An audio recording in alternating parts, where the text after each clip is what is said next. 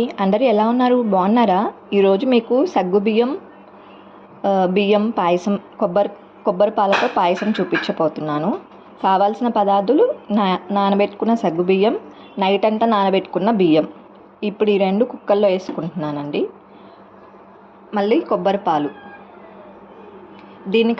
దీని లింక్ కావాలంటే మీకు కామెంట్లో కానీ డిస్క్రిప్షన్లో కానీ పెడతానండి. ఇప్పుడు దీనికి కుక్కర్కి మూత పెట్టేసుకొని విజిల్ వేయించుకుందాం. చెప్పబోయింది. ఇప్పుడు కొబ్బరి పాలు కూడా పోసుకుంటున్నానండి.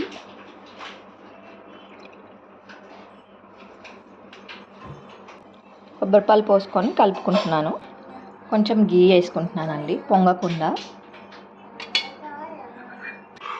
సగ్గుబియ్యం అడుగంటొద్దని వేస్తే మేము కలుపుకొని, ఇదిగోండి పాయసం తొందరగా ఉడకాలంటే ఇలా కొంచెం బాయిల్ అయ్యాక కుక్కర్ మూత పెట్టేసుకొని విజిల్ వేయించుకుందాం.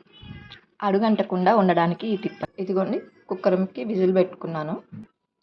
ఒక 2 విజిల్స్ రానిద్దామండి. ఇప్పుడు మిక్సీ జార్లో పచ్చి కొబ్బరి అండి. ఇది పచ్చి కొబ్బరిని మిక్సీ గ్రైండ్ చేసుకుందాము. తురుములాగా ఇలా కచ్చాపెచ్చాగా పట్టుకున్నానండి. ఇలా చేసుకోండి. కొబ్బరిని పొంగకుండా ఉండడానికి ఇలాగా ఇందాక చూపించాను కదండి. పాయసంకి కావాల్సిన బియ్యం ఉడికిపోయాయి. ఇప్పుడు కొబ్బరి పొడి వేసుకుంటున్నాను. కొబ్బరి పొడి, ఇలాచి.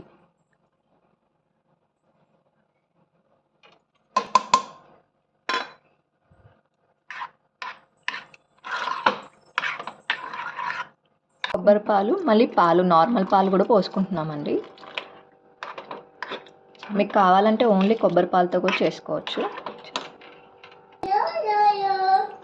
నేను కోకోనట్ మిల్క్ కొబ్బరి పాలు normal milk, cow milk use చేస్తున్నానండి.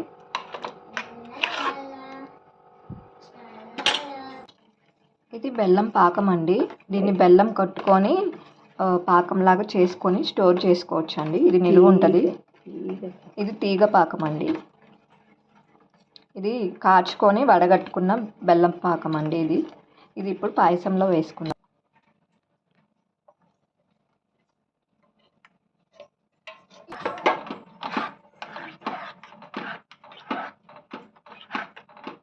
ఇలా వేసుకుంటే ఏంటంటే పాలలో వేయంగానే బెల్లం పాకం ఇరగదండి. ఇప్పుడు ఇలా చేసుకుంటే, అదే బెల్లం వేసుకుంటే ఇరిగిపోద్ది. టేస్ట్ కూడా ఇలాగ పాకంలాగా వేసుకుంటే టేస్ట్ బాగుంటుంది. ఇప్పుడు డ్రై ఫ్రూట్స్ అన్నీ ఫ్రై చేసుకుంటున్నానండి గీలో. కౌ గీ, కాజు, పిస్తా, బాదం వేసుకున్నానండి. ఇదిగోని గీ వేసుకుంటున్నాను. ఇది ప్యూర్ హోమ్ మేడ్ గీ అండి, కౌ గీ. కావాలంటే దీని లింక్ బయోలో పెడతాను. దీని లింక్ కామెంట్లో కానీ డిస్క్రిప్షన్లో కానీ పెడతాను.